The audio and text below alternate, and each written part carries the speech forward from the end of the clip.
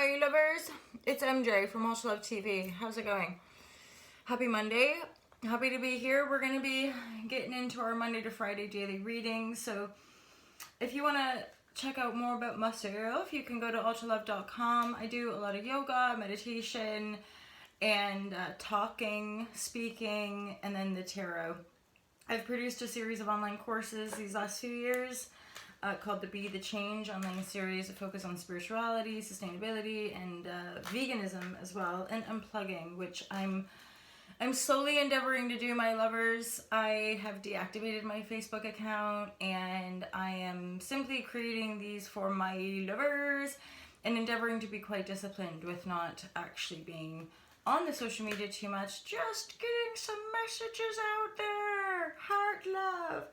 So I do the free monthly readings on the Ultra Love TV YouTube channel, and I offer the service as part of the business. So holla Shazam, you guys. Tuning into the cards, it's all about divine guidance and loving clarity. Divine guidance and loving clarity for you, my juicy lover.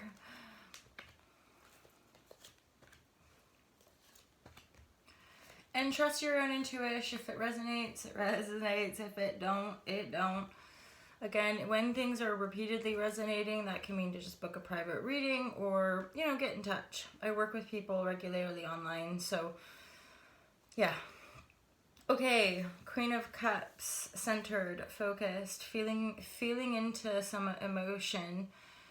So you guys, this feels like actually a very kind of businessy type of reading. I feel like you've probably been really distracted with stuff, like, because the Seven of Cups to me feels always a bit like overwhelming, that we've got way too much stuff going on and we're feeling a bit almost, do you ever get that? Like, it's like I'm thinking of analysis paralysis, but more to do with like there's so much going on that you can almost be like, like I don't know where to start kind of thing. And so you can feel a bit stuck or stagnant when there's too much going on. However, the change or the shift from feeling this too much busyness is the fact that we have a Three of Pentacles.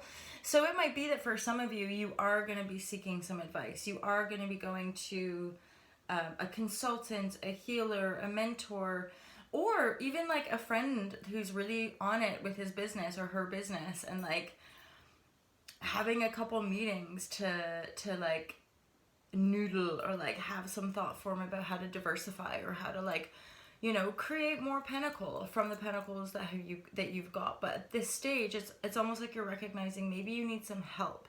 Maybe you need some help organizing your emotion. Maybe you need some help. I am hearing something about just like letting yourself rest.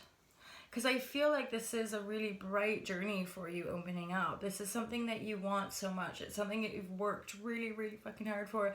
And I feel like you're really close to getting like to getting the momentum going to what it is that you're on, like the journey that you're on.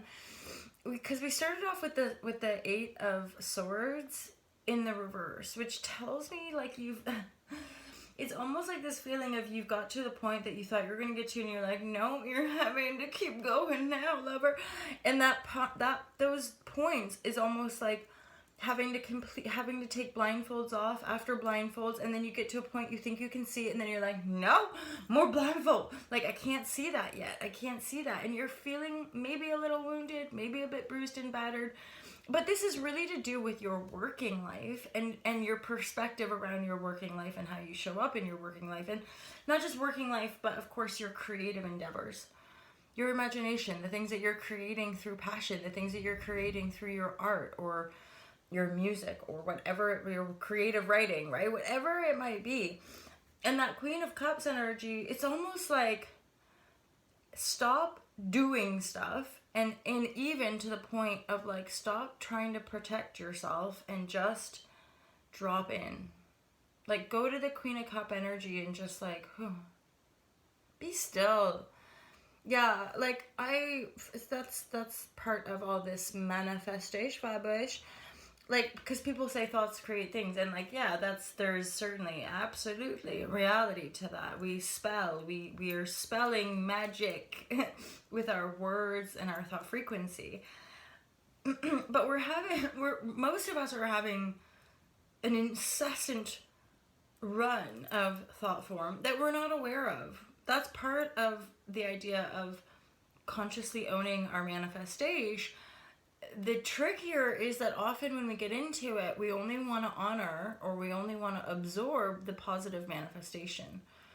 We want to disassociate or deny or run away from our negative manifestation. So, which then can often default us back into not being responsible, you know, just putting our Shazam on other people, and effectively as well not being able to be who we are. We can't speak clearly, and this is also the undoing of the people pleasing tactics, right? Any of us on the manifestation journey continually will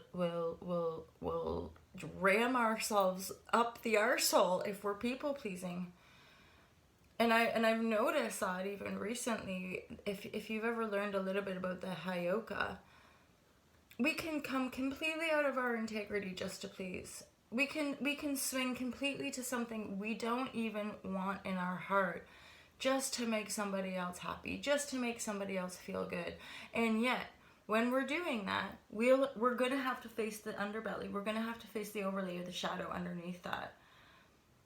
And then we usually swing back to our original heartfelt desire, because even in the swinging, we can see things from lots of different perspectives. We can see shades and shadows in ways that we cast our shadows onto other people, and other people cast shadows onto us.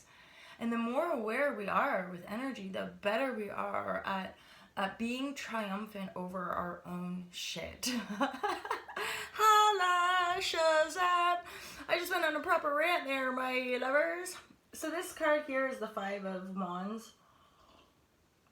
But the Five of Wands in the context of this reading, and after everything I just blabbed on about, to me is really, especially because the Five of Wands right here is right over top of the Sun card in the reverse. So that's just really telling me, like, be in the flame, like face down your inner conflict. The only thing that inhibits us from our sun, from our glorious shine, is our own inner conflict. And if we're in our inner conflict, and honestly, I'll testify, if you've been in survival mode, if you've been in adrenaline, if you've been running for your life, you're gonna have to take time to heal, because straight up legit, if we're still running, the people we attract will meet us at our level of trauma. That's my observation.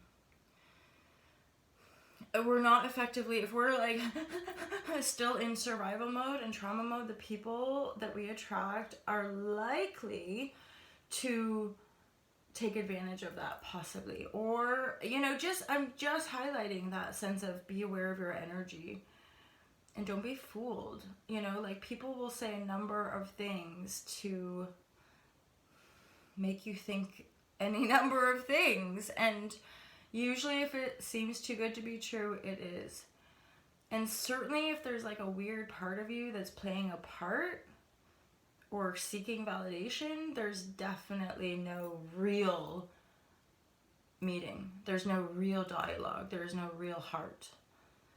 Because as soon as that people pleaser comes out, there is an enabling aspect of your wounded inner child pleasing somebody's ego.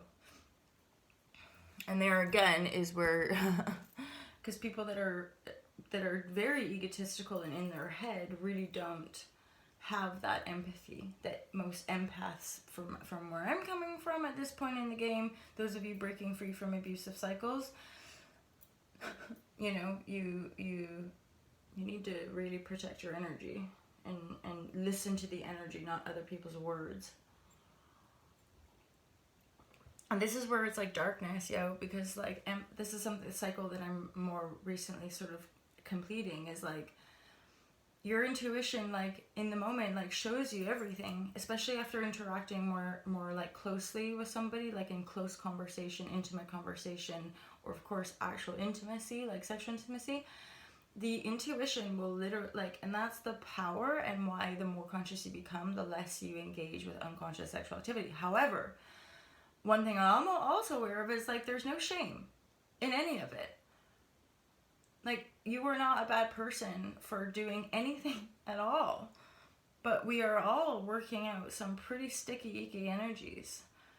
And then the reason we can forgive ourselves is those sticky, icky energies are very, very based in disconnection, enslavement, you know, and a lot of corruptive manipulation from beings that maybe want to hang out on that level.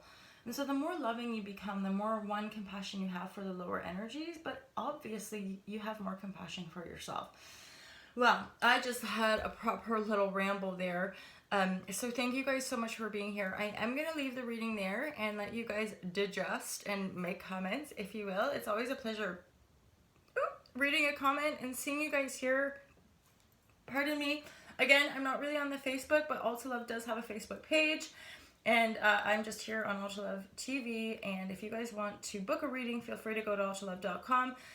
If you want to get in touch, again, I'm not really on social media, but you can give me an email if you go to the Alta Love website. Okay, you guys, thanks a lot for being here, and I'll see you real soon. Take care. Peace out.